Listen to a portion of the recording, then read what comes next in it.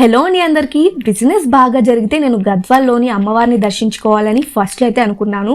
Final గా ఈ రోజు అయితే వచ్చింది. తెలంగాణలోని గద్వాల్ జోగులాంబ అమ్మవారిని అయితే దర్శించుకోవడానికి అయితే వచ్చాను. వెనస్డే కావడం వల్ల రష్ అయితే అంతగా లేదు. మామూలుగా ఇక్కడ మంగళవారం అండ్ శుక్రవారం అయితే చాలా రష్ ఉంటుంది. మొత్తం టెంపుల్ ఆవరణం అంతా ఫుల్ గా ఉంటుంది. ఇంకా కొబ్బరికాయ తీసుకుని లోపల అమ్మవారిని దర్శించుకోవడానికి అయితే వెళ్ళిపోయాం. చాలా ప్రశాంతంగా ఉందండి. టెంపుల్ మొత్తంలో జనాలే లేరు అసలు.